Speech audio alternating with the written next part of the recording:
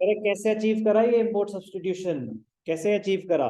Protection from imports through tariffs and quotas. Tariffs and quotas, tariffs होते हैं taxes, Kota होता है अमाउंट की वैल्यू की restriction. Value in the sense कि आप ना बाहर से 100 यूनिट से ज्यादा इंपोर्ट नहीं कर सकते, तो कोटा फिक्स कर दिया।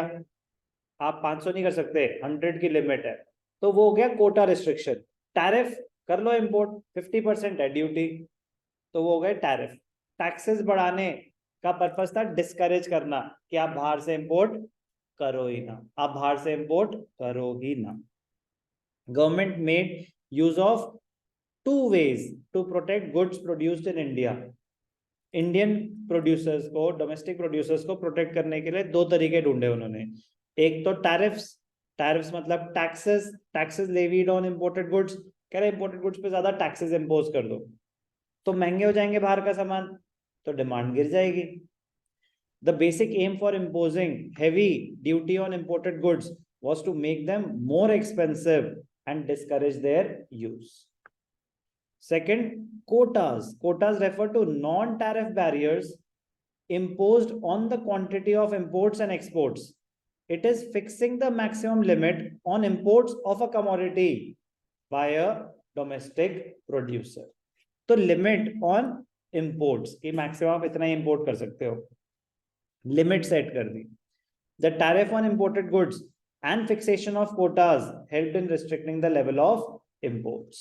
As a result domestic firms could expand without fear of competition. अब इंडियन प्रोड्यूसर्स को क्या डर था कि हम सामान तो बना देंगे, लेकिन जो फॉरेन मेड गुड्स हैं उनके साथ कंपीट कैसे कर पाएंगे? तो अगर एज अ कंज्यूमर आपके पास ऑप्शन है कि यहाँ से कोई चीज 500 की मिल रही है और इंपोर्टेड सामान आपको 450 में मिल रहा है, तो आप इंडिया को बचाने की कोशिश करोगे या 450 में सामान ले लोगे? मुश्किल है, क्योंकि आपके पास पैसे खुद ही कम है। आप क्या इंडिया को बचाओगे? पहले अपने आप को तो बचा लो। 500 रुपए का इंडिया में मिल रहा है और इम्पोर्टेड 450 का है, तो इंडिया को बचाओगे या बाहर से सामान ले लोगे? सर मैं तो इंडिया को ही बचाऊंगा। आप बचा लो, मेजोरिटी नहीं बचाएंगे। तो उस मेजोरिटी में दिक्कत क्या होगी? जो इंडियन मैन्युफैक्चरर सामान बना रहे हैं उनका तो बिकेगा नहीं। जब आप एक बात बताओ, वो तो प्राइवेट सेक्टर है, वो तो खुद प्रॉफिट पे ऑपरेट करने के लिए काम कर रहा है, तो आप कैसे उसके बारे में सोचोगे? आप अपने बारे में ही सोचोगे। लेकिन अगर इस पे मैंने इंपोर्ट ड्यूटीज इंपोज कर दी 20% की भी, तो 450 के ऊपर 20%, 90 रुपए टैक्सेस इंपोज कर दिए, तो अब वो सामान हो गया 540 का और इंडिया में मिल रहा है 500 का। अब तो इंडियन ही लोगे ना? मैं तो सर हमेशा से इंडियन ले रहा था। अब 100% इंडियन सामान लोगे क्योंकि वो महंगा पड़ रहा है। तो ऐसे ही टैक्सेस इंपोज करके फॉरेन गुड्स की डिमांड को कम कर दिया। कैसे किया? Tariffs and quotas. क्यों किया? दो अलग क्वेश्चन हो गए ना। कैसे किया? Tariffs and quotas. क्यों किया? भाई हम प्रोटेक्ट करना चाहते थे डोमेस्टिक प्रोड्यूसर्स को, सेल्फ रिलायंस, आत्मनिर्भर भारत बनाना चाहते हैं हम।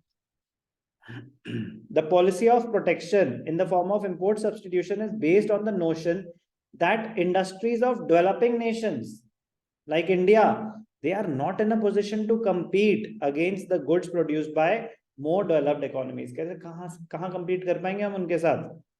तब 1950s में, so with protection they will be able to compete in due course of time.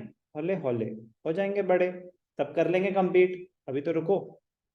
Number one, developing Nations की जो इंडस्ट्रीज थी, they were not in a position to compete with those of developed countries. Number two, restriction on imports was necessary as there was a risk of drain of foreign exchange reserves on import of luxury goods. कह रहे foreign exchange reserves drain होते जा रहे हैं, हम reserves maintain नहीं कर पा रहे हैं, अननेसेसरी लग्जरी गुड्स इंपोर्ट हो रहे हैं, यहाँ नेसेसिटीज पूरी नहीं हो पा रही हैं, तो रिजर्व्स गिरेंगे तो इंडियन करेंसी और वीक होती जाएगी होती जाएगी। तो दो reason, protection of domestic producers, दूसरा क्रिएशन ऑफ रिजर्व्स, ये दो मेजर रीजंस थे। इंपोर्ट सब्स्टिट्यूशन बहुत ही ज्यादा इंपॉर्टेंट और सबसे इंपॉर्टेंट एस्पेक्ट है फॉरेन ट्रेड पॉलिसी का। इंपोर्ट सब्स्टिट्यूशन और इनवर्ड लुकिंग ट्रेड स्ट्रैटेजी एक ही बात है। एक ही बात है।